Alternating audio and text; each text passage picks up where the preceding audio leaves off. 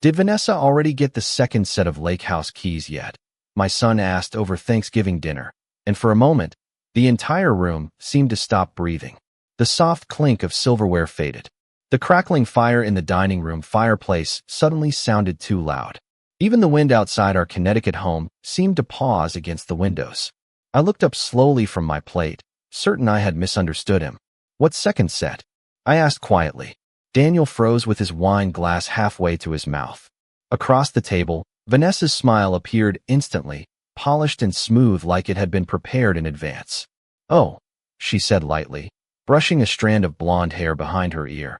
"I thought Arthur already discussed everything with you." "Arthur?" "My late husband's attorney."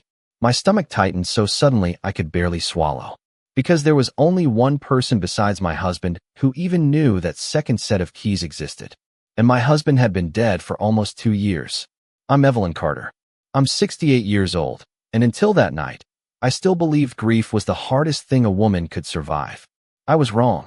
The dining room glowed with warm amber light from the chandelier Daniel had insisted on installing for me last Christmas. Outside, snow drifted gently across the backyard, covering the stone path that led toward the frozen shoreline behind the house. Thanksgiving had always been my husband's favorite holiday. Thomas loved simple traditions. Turkey roasting slowly in the oven, jazz music playing softly in the background, candlelight flickering against the windows while the lake reflected the first snow of winter. For 36 years, we hosted Thanksgiving together. And for 36 years, he carved the turkey wearing the same dark green sweater with the tiny hole near the elbow. This year, the chair at the head of the table sat empty again. I still couldn't bring myself to move it. "Mom," Daniel said carefully, "you okay?"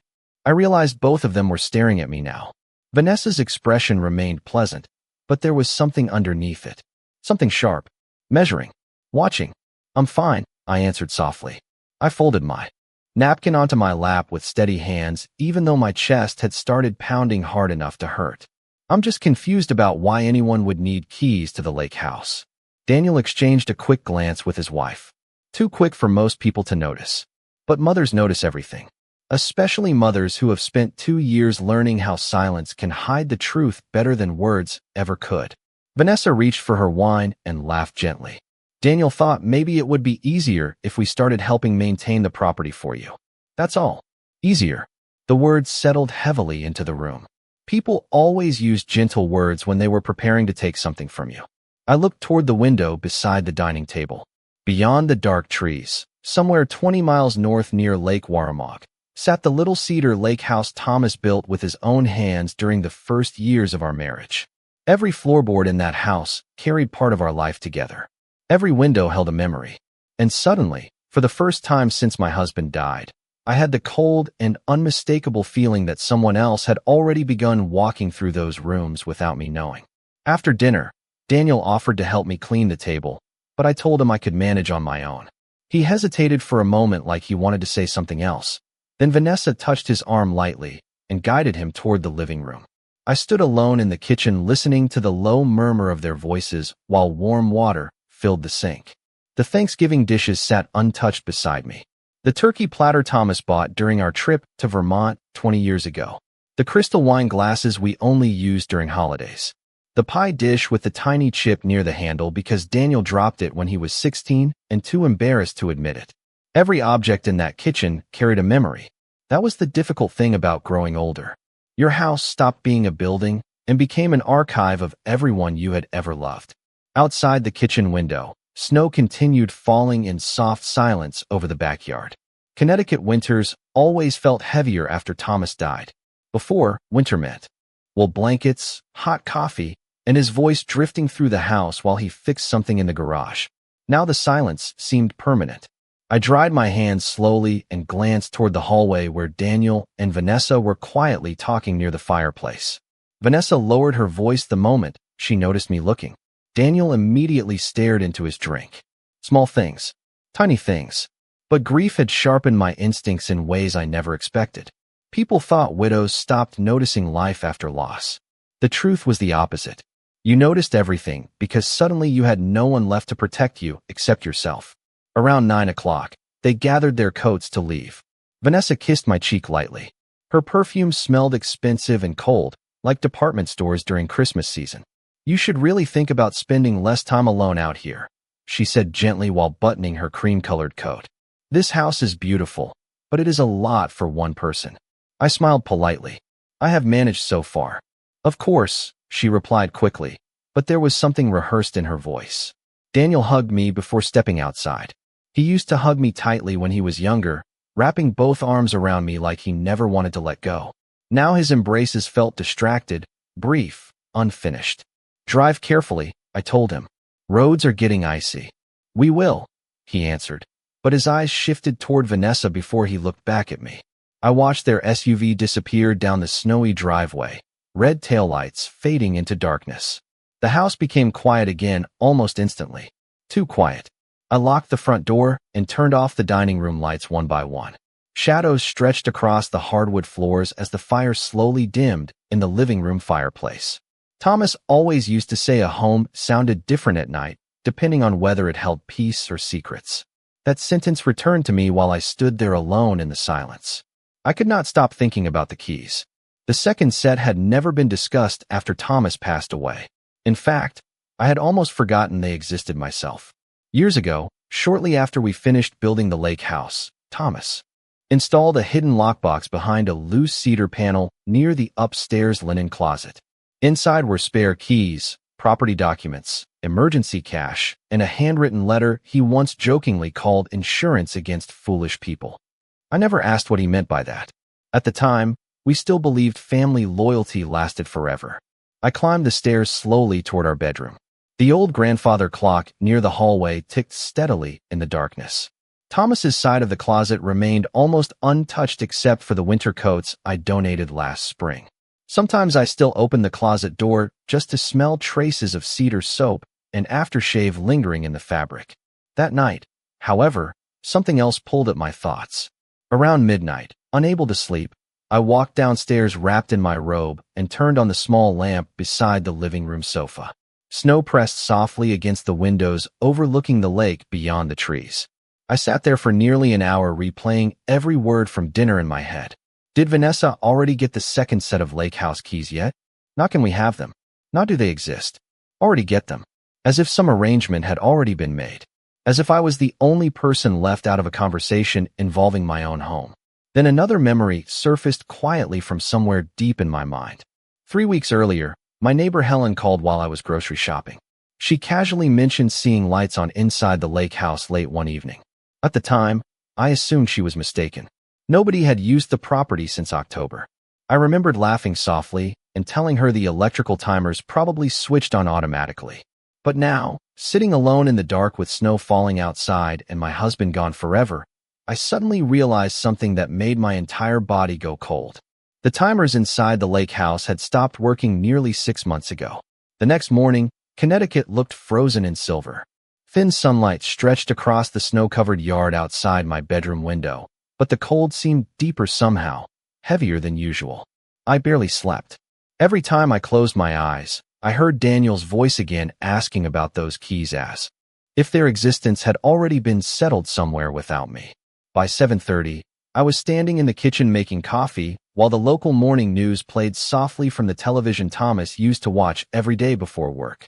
The house smelled faintly of cinnamon from the pie leftovers still sitting beneath foil on the counter. I wrapped both hands around my coffee mug and stared out toward the trees beyond the backyard. 20 miles north sat the lake house. Quiet. Empty. Or at least it was supposed to be. By 8:15, I had made up my mind. I pulled on my wool coat, leather gloves, and winter boots, then drove north along the icy roads toward Lake Warramog. Snow lined both sides of the highway in soft white banks nearly 2 feet high from last week's storm. The farther I drove from town, the more the world seemed to disappear into silence. Thomas loved this drive in winter. He used to say the lake looked honest in cold weather because nothing could hide beneath frozen water. Nearly 90 minutes later, I turned onto the narrow cedar-lined road leading toward the property. My heartbeat slowed the moment the lake came into view between the trees. Even after all these years, the sight of that water still calmed me. The lake house stood exactly as Thomas designed it decades ago. Dark cedar siding, wide stone chimney, large windows overlooking the shoreline. It never tried to impress anyone. That was why I loved it. The snow around the porch looked mostly untouched until I stepped closer. Then I saw them. Footprints. Several sets. Fresh enough that the edges had not fully frozen yet. I stopped walking immediately. For a moment, the only sound was the wind brushing through the trees above me. Slowly, I looked toward the porch steps. Someone had shoveled them recently. Not perfectly, but enough to clear a path to the front door. My chest tightened. I reached into my purse for my keys with suddenly unsteady fingers. The front door unlocked easily. Warm air did not greet me inside, but the house no longer carried that sealed-up winter stillness I knew so well. Instead, there was the faint smell of burnt firewood and coffee. Recent coffee. I stood, motionless inside the foyer. The living room looked almost normal at first glance. Throw blankets folded neatly. Stone fireplace clean. Furniture untouched. But small details began surfacing one by one the longer I stood there. A wine glass sat drying beside the sink. One of the kitchen chairs had been moved slightly away from the table. A wool blanket I always kept folded upstairs now rested over the living room sofa. Someone had been comfortable here. Very comfortable. I walked slowly toward the fireplace. Inside the ash bed rested blackened wood that could not have been more than a few days old. I knelt carefully and touched the stone edge. Cold now, but recently used. Thomas always joked that I noticed houses the way detectives notice crime scenes. Perhaps age teaches women to read silence differently. I stood again and looked around the room with growing unease. Then I noticed something else. The framed photograph near the bookshelf had been moved. It was subtle, barely an inch. But I knew every object in that house the same way people know their own reflections. I picked up the photo slowly. It showed Thomas standing beside Daniel on the dock 15 years earlier, holding matching fishing poles and grinning into the sunlight. Behind the frame sat the small brass key Thomas always kept hidden there. My stomach dropped before I even checked. The key was gone. I set the frame back down carefully. Very carefully. Suddenly the entire room felt different around me. Not violated exactly. Worse. Familiar in the wrong way. Like someone had already begun treating this place as if it belonged to them. I moved upstairs toward the linen closet at the end of the hallway. Every step felt strangely loud against the wooden staircase. The loose cedar panel remained exactly where Thomas built it years ago. I slid it aside slowly. The hidden lockbox still sat inside untouched from the outside. But when I opened it, the envelope containing the spare keys was missing. So were copies of the original property papers Thomas kept sealed inside for emergencies. For several seconds, I simply stared into the empty space without breathing. Then I heard something outside. Tires. Crunching softly over snow near the driveway below. The sound of tires outside disappeared almost as quickly as it came. I stood frozen beside the open lockbox, listening carefully, but after a few seconds there was only silence again and the faint creaking of tree branches outside in the winter wind. Slowly, I closed the cedar panel and stepped toward the upstairs window overlooking the driveway. Through the bare branches, I caught sight of a dark SUV turning back toward the main road. Even from that distance, I recognized it immediately. Daniel's vehicle. My hand tightened against the edge of the curtain. They had been here. Not months ago. Not sometime during the fall. Recently. Possibly even today. For several moments, I simply stood there staring at the empty driveway after the SUV vanished from view. I expected anger to arrive first. Betrayal. Panic. Instead, what settled over me was something far quieter and far colder. Clarity. Tiny disconnected moments from the past year suddenly began arranging themselves into place inside my mind with painful precision. Vanessa asking strange questions about property taxes during Easter dinner. Daniel casually mentioning that the lake house needed updating, even though nobody had discussed renovations. The afternoon Vanessa insisted she wanted family copies of all emergency contact information just in case. At the time, grief made me overlook things I normally would have questioned immediately. Losing Thomas felt like surviving a storm only to discover afterward that the foundation beneath your feet had quietly shifted while you were not looking. I walked downstairs slowly and stood in the center of the living room. Morning light reflected softly off the frozen lake outside the windows. The cedar floors still carried faint scratches from the winter Daniel learned how to ice skate. Near the fireplace sat the old leather chair Thomas loved reading in after dinner. Everything looked untouched by time. But suddenly I understood something difficult about betrayal. It rarely arrives like shattered glass or raised voices. Most of the time, it enters quietly, wearing familiar faces, carrying house keys. I moved toward the kitchen and opened the refrigerator. Someone had left behind a bottle of sparkling water Vanessa always drank. Lemon-flavored. Half empty. My chest tightened again. She had not simply visited this house. She had been comfortable here. Comfortable enough to drink from the refrigerator, use blankets, move furniture, and search through private documents hidden inside walls she never should have known existed. I closed the refrigerator carefully and leaned both hands against the kitchen counter. Outside, snow drifted gently across the frozen shoreline. Thomas built this kitchen himself during the summer Daniel turned 12.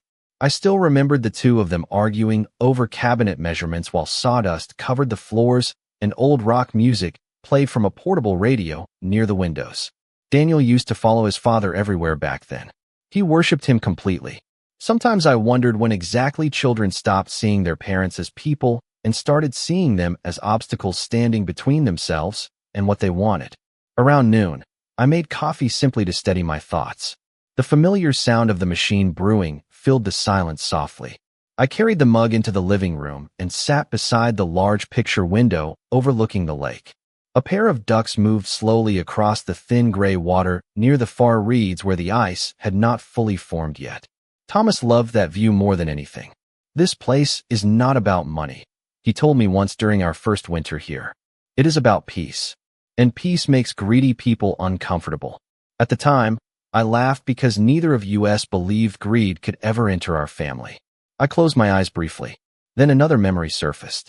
2 months before Thomas died, he spent nearly an entire afternoon meeting privately with Arthur Whitmore inside his office downtown.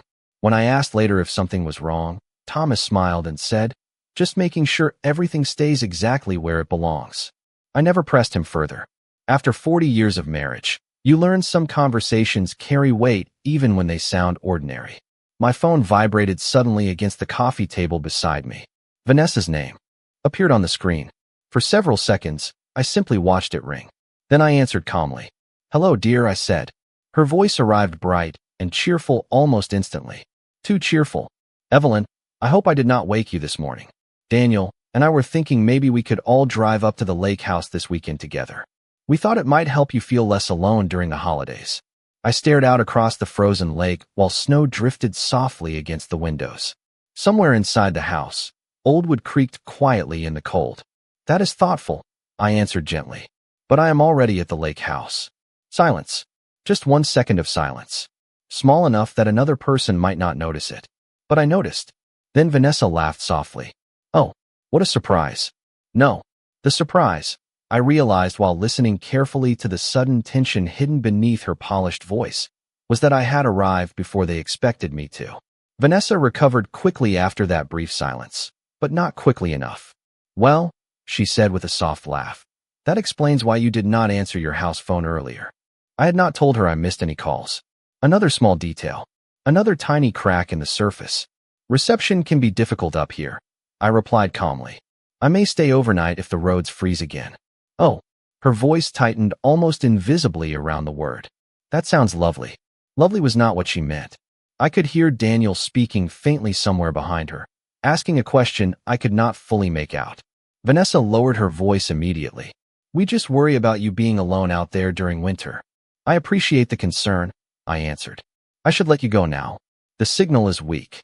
Before she could continue, I ended the call gently and placed my phone face down on the coffee table beside me. The house fell silent again except for the ticking of the old wall clock near the fireplace. For a long moment, I sat motionless staring at the frozen lake beyond the windows. They were nervous now, not frightened yet, but nervous.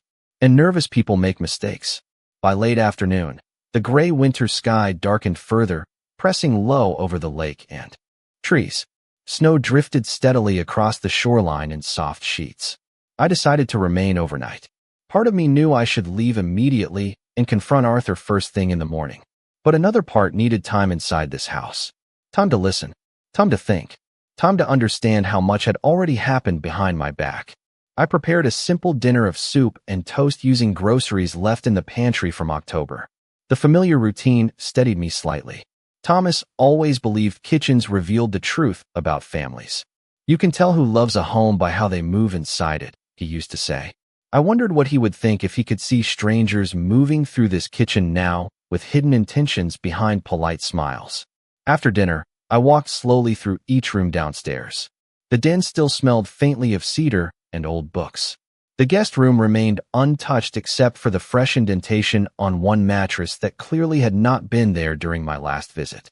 Someone had slept here recently, probably more than once. Upstairs, the master bedroom looked mostly undisturbed until I opened the dresser drawer beside Thomas's side of the bed. The velvet jewelry box I kept there had been moved slightly backward. Inside was my grandmother's pearl necklace and several small keepsakes Thomas gave me throughout our marriage. Nothing appeared missing. Yet someone had opened it. I knew because the tiny silver clasp inside rested backward. I sat carefully on the edge of the bed, suddenly exhausted in a way that reached deeper than physical tiredness. Betrayal does not arrive all at once. It builds quietly inside ordinary moments until eventually every memory begins changing shape beneath your hands. I thought about Daniel as a little boy running barefoot across the dock during summer mornings. I thought about the nights Thomas stayed awake helping him study for exams, the baseball games, the broken bicycles repaired in the garage, the fevers, the birthdays. Parents spend decades building a world for their children only to discover one day that those same children may feel entitled to everything inside it. Around 8 o'clock, my phone rang again. This time it was Arthur Whitmore. Relief moved through me, so suddenly I almost answered too quickly. "Evelyn," he said in his deep, calm voice. "I was hoping you would call me today." I stared toward the fireplace while snow tapped softly against the windows. "Arthur," I said quietly, "I think Daniel and Vanessa have been inside the lake house." Silence followed for several seconds. Not surprise, not confusion. Silence that sounded heavy with confirmation. "I see," he answered at last. Something inside me tightened further. "You already knew something was wrong, did you not?"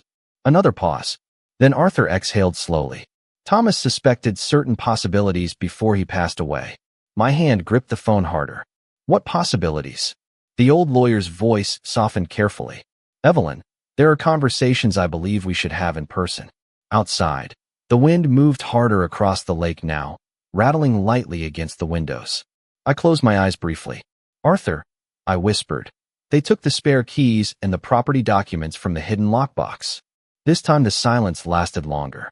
When he finally spoke again, his tone had changed completely. Sharper, colder. "Listen to me carefully," he said. "Do not sign anything Daniel or Vanessa place in front of you. Do not discuss ownership of the property. And whatever happens, do not let them know how much you already suspect." A chill moved slowly through me despite the warmth of the fire beside the sofa. "Arthur," I said carefully, "what exactly did Thomas know before he died?" The attorney's answer came quietly enough that I almost did not recognize the warning hidden beneath it. Enough to prepare for this. That night, I barely slept. The wind off the lake grew stronger after midnight, brushing against the cedar siding with long hollow sounds that reminded me of distant voices. I lay awake beneath heavy blankets, staring at the ceiling Thomas stained himself nearly 20 years ago. Every room inside that house still carried traces of him. The way he folded newspapers beside the fireplace. The coffee rings near his favorite chair, no amount of polishing ever completely removed. The old jazz record stacked neatly beside the stereo downstairs. I used to think grief slowly erased a person from a home, but I was beginning to understand something different. The people we truly love leave themselves behind everywhere, and sometimes that becomes the very thing others try to take. Around 6 in the morning, pale winter light filtered through the bedroom curtains. Snow covered the dock completely now, turning the shoreline into one endless sheet of white and gray. I made coffee quietly and stood alone at the kitchen counter while the machine hummed softly. Arthur's warning replayed inside my head with unsettling clarity. Do not let them know how much you already suspect. For the first time since Thomas died, I realized I was no longer simply grieving. I was being managed, handled carefully, positioned slowly towards something I still could not fully see. At 8:30, Daniel called. His voice sounded overly casual in the way people speak when they are rehearsing normal behavior. "Morning, Mom. How are the roads up there?" "Still icy," I answered calmly. "I may head home later this afternoon." "That is probably smart." A brief silence followed before he continued carefully. Vanessa and I were thinking maybe we could come up tomorrow. We could help close the place down properly for winter. I looked out the kitchen window toward the frozen lake while steam curled slowly from my coffee mug. That is thoughtful, I said, but everything already seems fine here. Another pause. Tiny. Controlled. You sure? He asked. Absolutely. His breathing shifted faintly through the phone. Well, if you need anything, just let us know. Need. Another word people use when they want permission to involve themselves in your life. After we ended the call, I spent most of the morning quietly walking through the house again. This time I paid attention not as a grieving widow, but as someone searching for patterns. The downstairs closet near the mudroom contained 2 unfamiliar grocery bags folded neatly beneath old blankets. Expensive brands Vanessa preferred buying. Upstairs, the guest bathroom cabinet now held a nearly empty bottle of perfume I did not recognize. Someone had not only visited this house, they had settled into it. The realization should have broken my heart. Instead, it sharpened something inside me that grief had nearly buried over the past 2 years. Awareness. By noon, the snow finally slowed. I drove back toward town carefully along the frozen roads, windshield wipers brushing away thin flakes, while dark pine trees blurred past both sides of the highway. Connecticut always looked beautiful during early winter. Quiet churches, white fences, small diners glowing warmly beside empty roads. Thomas loved these drives because they made life feel slower, simpler. But simplicity disappears quickly once money enters a family conversation. When I reached home shortly after 2 o'clock, a black sedan already sat parked outside my house. Arthur Whitmore stepped out before I even reached the front walkway.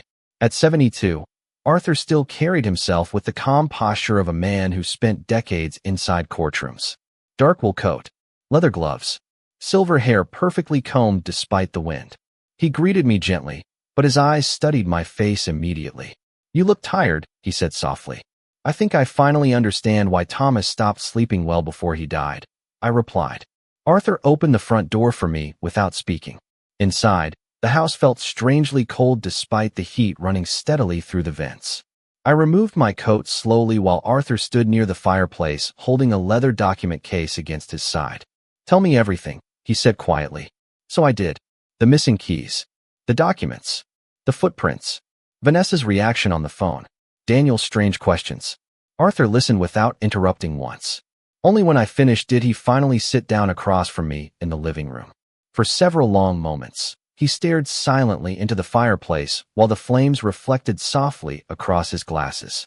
Then he opened the leather case beside him and removed a thick sealed envelope with Thomas's handwriting across the front. My breath caught instantly, because I recognized the ink, the steady sharp lettering, the slight curve beneath the letter T in my husband's name. Arthur placed the envelope carefully onto the coffee table between us. Thomas instructed me to give you this only if certain events began happening after his death, he said quietly. I stared at the envelope without touching it. Suddenly the room felt very still around me. What events? I whispered. Arthur looked directly at me then, and for the first time since this nightmare began, I saw genuine anger beneath his calm expression. Anyone attempting to take control of the lake house before you chose to surrender it willingly. I stared at the envelope for a very long time before touching it. My name was written across the front in Thomas's handwriting. Evelyn. Simple. Steady. Familiar enough that suddenly my chest ached in a way grief had not reached for months. Some people leave behind money when they die. Others leave instructions. Thomas, apparently, left warnings. Arthur remained silent while I carefully opened the envelope with trembling fingers. Inside was a letter several pages long along with copies of legal documents stamped and signed months before Thomas passed away. I recognized the date immediately. It was written only 3 weeks after Daniel and Vanessa announced they were planning to move closer to the lake area. My hands grew colder as I began reading. My dearest Evelyn, if you are holding this letter, then something I feared may already be happening. I stopped breathing for a moment. Outside the living room windows, snow drifted softly across the yard while the fire crackled low beside us. Thomas's words felt alive in the room somehow, like hearing his voice from another part of the house. I continued reading slowly. I have spent most of my life believing family loyalty could survive greed. Arthur thinks I am too suspicious. I hope he is right. But over the last year, I began noticing conversations about the lake house that did not feel rooted in love or memory, only ownership. My vision blurred briefly. Arthur quietly handed me a glass of water, but I barely noticed. The letter continued for several more pages. Thomas described small incidents I suddenly remembered clearly now. Vanessa repeatedly asking whether the lake house title had been updated after renovations. Daniel questioning how inheritance taxes worked in Connecticut. Casual suggestions about downsizing. Assisted living communities. Retirement planning. At the time, Thomas dismissed most of it publicly. But privately, he had been watching carefully. Near the final page, one paragraph made my entire body go still. If anyone pressures you to surrender control of the lake house after I am gone, understand this clearly. They are not protecting you. They are positioning themselves. Beneath the letter sat copies of revised trust documents Arthur apparently finalized with Thomas before his death. Legal language filled most of the pages, but Arthur calmly explained the important parts while I listened in stunned silence.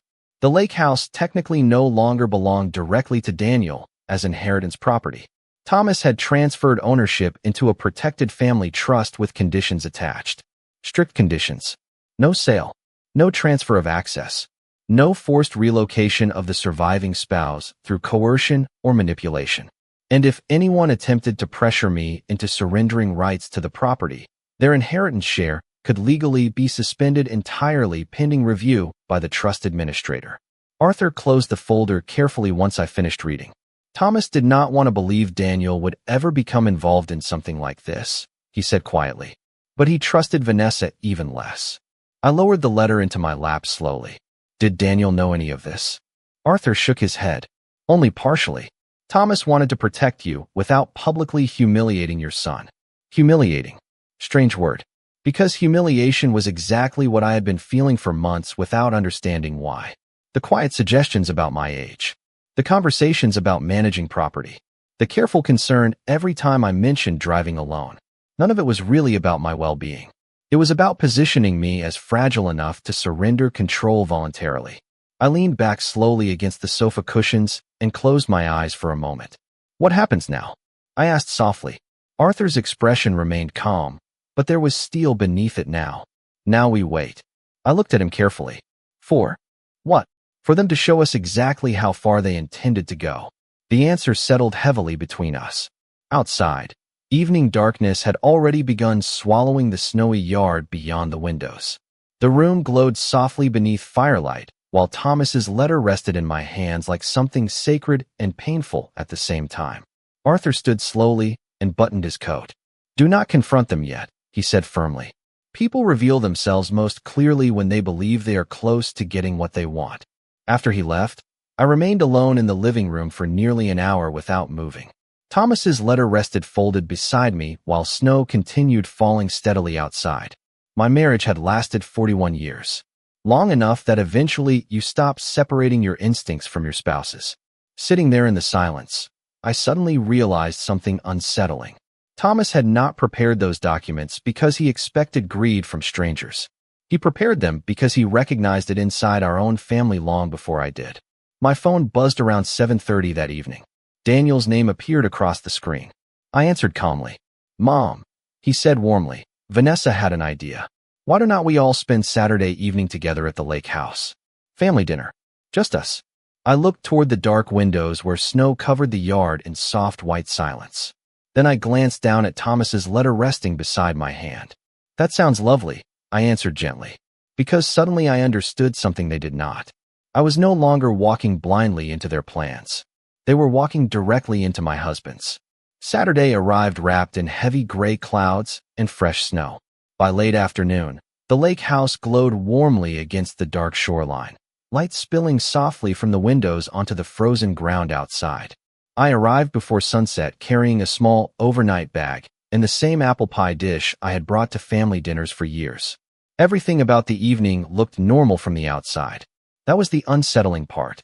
The familiar cedar scent inside the house. Soft jazz drifting quietly through the speakers. Fire crackling inside the stone fireplace. Vanessa moved gracefully through the kitchen, arranging wine glasses while Daniel carried logs toward the fire with practiced ease, almost as though they already belonged there. "Mom," Daniel said warmly when I entered, kissing my cheek. "You made good time." "Roads were clear enough," I replied calmly, removing my gloves. Vanessa smiled brightly from the kitchen island. "This place always feels magical during winter." Magical, another word people use when they are imagining ownership. Dinner began pleasantly enough. Vanessa served roast chicken with rosemary potatoes while soft snow drifted beyond the windows overlooking the lake. We talked about ordinary things at first. Holiday decorations downtown, rising heating costs, a neighbor recovering from surgery. Anyone listening from another room would have heard an entirely normal family gathering. But beneath every polite sentence sat tension so quiet it almost felt invisible. Almost. Around halfway through dinner, Vanessa finally leaned back in her chair and sighed gently. "I worry about you driving all the way up here alone during winter, Evelyn." There it was. The opening. I lowered my fork carefully onto my plate. "I have been driving these roads for 30 years. "Of course," she replied quickly. "But things change as we get older." Daniel immediately avoided my eyes. The fire popped softly beside us while snow pressed against the windows outside. Vanessa continued in that same soft, concerned tone people reserve for children and elderly relatives they believe are no longer fully capable of managing themselves. "Daniel and I have talked a lot about how isolated this property can become during winter storms." I remained silent, letting her continue.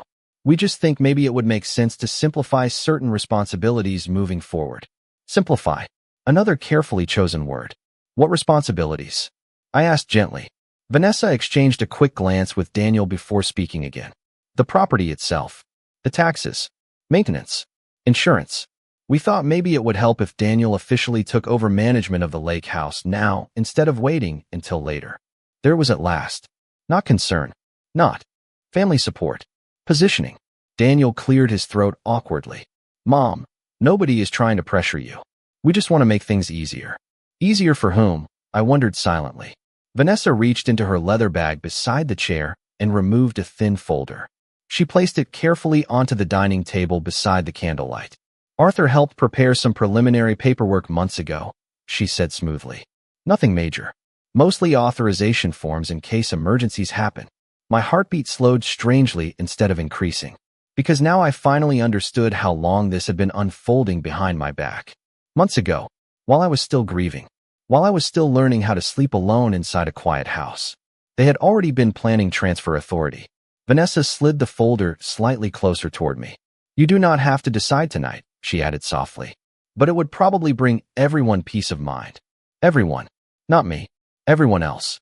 I looked down at the folder without touching it. Then I noticed something small but revealing.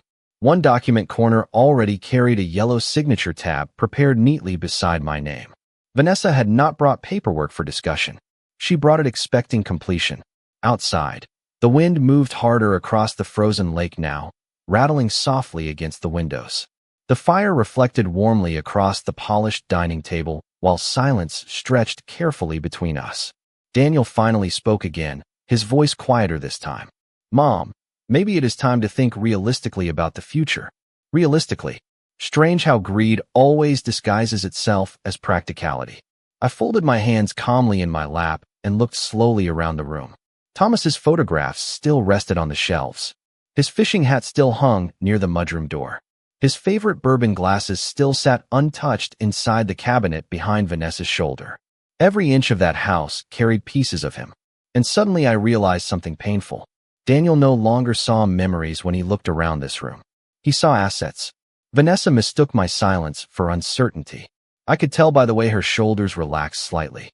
"Nobody wants to take anything from you," she said gently. "We just think this arrangement makes the most sense now." I almost smiled then, because at that exact moment, headlights swept briefly across the snowy windows outside. A car had just pulled into the driveway, and judging by the calm expression that immediately disappeared from Vanessa's face, she realized before I even spoke exactly who had arrived. For one brief second, nobody at the table moved. The headlights outside swept across the snow-covered windows again before the engine shut off in the driveway. Vanessa's fingers tightened visibly around the edge of her wine glass. Daniel looked confused at first, then uneasy. I remained seated calmly beside the candlelight with my hands folded neatly in my lap. A few moments later came the sound of slow, measured footsteps crossing the porch outside. Then 3 soft knocks against the front door. Arthur never knocked loudly. He believed important things should enter a room quietly. Vanessa recovered first. "Were we expecting someone?" she asked carefully, though the strain beneath her smile had become impossible to hide now. "Yes," I answered softly. "I invited Arthur." The silence that followed felt heavier than any argument could have. Daniel immediately looked toward the folder still sitting between us on the dining table.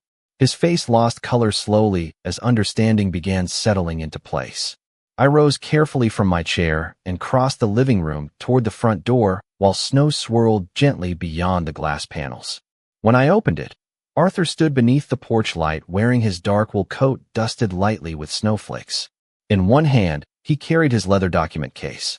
In the other rested a small sealed envelope. "Good evening, Evelyn," he said calmly. "Arthur," I replied warmly, stepping aside to let him enter. The moment he walked into the dining room, the atmosphere shifted completely. Vanessa stood almost immediately, forcing another polished smile into place. "Mr. Whitmore, what a surprise." "Mrs. Carter," Arthur answered politely, though his tone carried none of the friendliness she attempted to project. Daniel remained seated beside the untouched paperwork folder, staring silently at the table. Arthur removed his gloves slowly and placed the leather case beside the fireplace before looking directly at the documents Vanessa had prepared for my signature. His expression did not change, but I saw something cold move briefly behind his eyes. "Interesting," he said quietly. Vanessa crossed her arms lightly. "We were only discussing ways to help Evelyn manage the property moving forward." Arthur nodded once. I imagined as much. Then, without another word, he opened his leather case and removed several official documents bound neatly together. He placed them carefully beside Vanessa's folder on the dining table. The difference between the 2 stacks felt almost symbolic somehow. One built quietly on manipulation. The other built years earlier on protection. "Perhaps this is an appropriate moment to clarify certain legal misunderstandings," Arthur said calmly. Daniel finally looked up. "What misunderstandings?" Arthur adjusted his glasses slightly before answering. "The assumption that this property is transferable through family authorization forms signed under emotional pressure." Vanessa's face tightened instantly. "Nobody is pressuring Evelyn." Arthur looked at her evenly. "Then I am sure these documents will not concern you." He opened the file slowly while the fire crackled beside us. Outside, snow continued falling softly across the frozen shoreline. Approximately 18 months before Thomas Carter passed away, ownership of this property was transferred into a protected family trust under highly specific conditions. Daniel blinked in confusion. "What are you talking about?" Arthur slid one document carefully across the table toward him. "Your father anticipated potential attempts to gain premature control over the lake house after his death." The room became completely silent except for the wind outside. Vanessa stared at the papers without touching them. Arthur continued calmly. "The trust contains a non-coercion clause.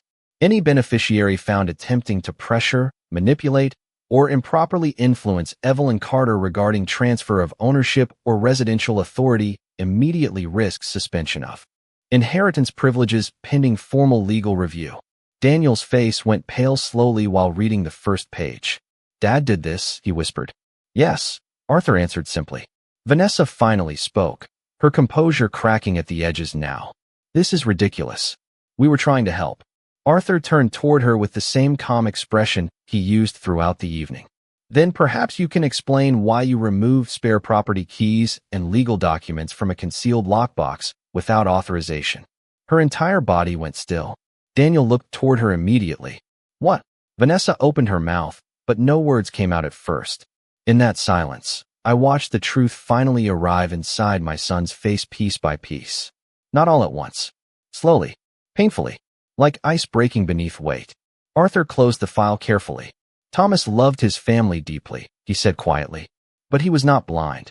Nobody spoke after that. The fire burned lower inside the stone fireplace while snow drifted endlessly beyond the dark windows overlooking the frozen lake.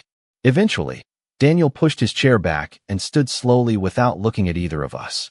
His eyes remained fixed on the trust documents spread across the table. "I did not know," he said finally. Whether he meant the legal protections or the extent of Vanessa's actions, I could not tell. Perhaps both. Vanessa gathered her purse silently a few moments later. Gone was the polished confidence she carried into the house earlier that evening. She no longer looked like someone preparing to inherit a future. She looked like someone realizing she had miscalculated the past. After they left, the house became quiet again. Arthur gathered his documents and prepared to leave as well, but before stepping onto the porch, he paused beside the fireplace and looked back toward me. Thomas once told me this house was built from love, he said softly. That is why greed would never survive inside it. Long after everyone left, I remained alone beside the window overlooking the frozen lake while snow continued falling across the shoreline in complete silence. For the first time since my husband died, the house no longer felt lonely. It felt protected.